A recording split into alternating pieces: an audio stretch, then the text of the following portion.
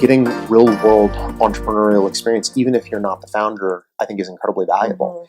And so my advice to someone who wants to build a scaled-up technology-enabled company of any sort, regardless of what the domain is, could be in financial services, could be in healthcare, could be enterprise, doesn't matter. Whatever this domain they're passionate about, go find top 6 or 7, emerging, interesting companies that are growing quickly, going through all of the wonderful and painful things that come with that phase of development, and find a job, get in there, right? And the reality is, if you go in and get in there and prove yourself, and wherever you start, you will, if you do well, have a lot of opportunity.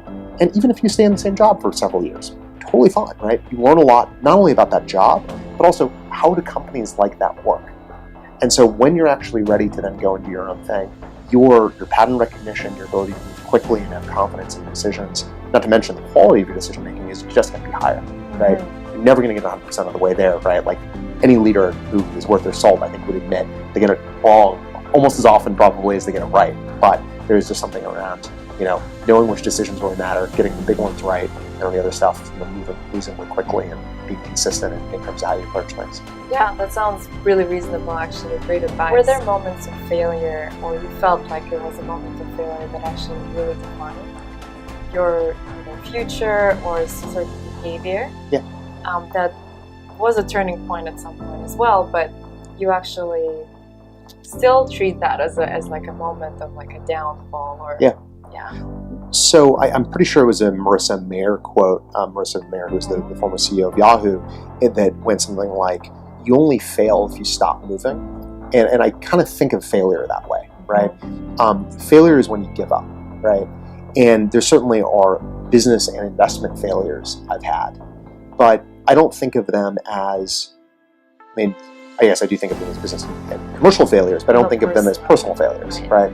I think for me, the bar on personal failures are, do I live to my own kind of code, right? Yeah. Do I, act the way I would want to think I'd act over the course of my life and my career? Thinking back.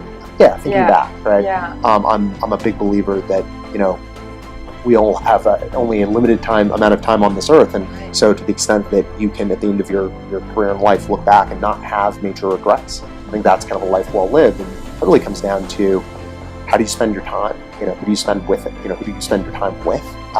Who do you invest in? And ultimately, kind of what's our legacy, right? I think that's kind of the existential question we all have as humans is, how do we leave the earth as a better place or not? And there's so many different ways that can play out, right? Ranging from building companies and developing people all the way through, researching, next cure to disease, to many, many other things, right? There are so many different good ways of living your life, and it's just about doing that. Along the way, you're going to have setbacks, right? For me, I've made dumb investments, plenty of them, things where I've lost money. I have made poor business decisions that have had real consequences. Certainly have learned from those. But I don't look at those as being failures per se. I just view them as being mistakes. Yeah, beautiful. I love this outlook, because a lot of people are discouraged by things that happened because they did something, and then they stop themselves before they even start doing anything else. So I think it's really important to think the way you do, that no matter what happens, that's just an outcome. It's a result. It's not necessarily, doesn't mean that you failed, doesn't mean that you now should not do anything. So I really like the way you put it, because it's very powerful in this thinking. Yeah. But I think a lot of people while at it can't really think that, oh, you know what, that's not a failure, it's just a mistake and it's just a result. Yeah. Is there do you actually consciously make this of nope, this is not a failure, or is it automatic that it's fine, that's not a problem? Well, we'll deal with that. I think there are two points I'd make, and this is easier said than done. I certainly, in the moment, have thought I'm a failure, or this is going to be a failure, for sure, right? I think we all have that, that self-doubt, right? Imposter syndrome, whatever you want to call it. I do think, though, if you can always be thinking, what is in my control versus what's out of my control. And if you have genuinely done everything that's within your control to influence the outcome in a good way, then I think it's difficult to say it's failed, right? Or you failed. The company may fail, the project may fail, but you've done everything you can to get it to the best possible place. And I think that's a really important difference. I think a lot of people face adversity and they just shut down. Yeah, or they start thinking, what should I have done?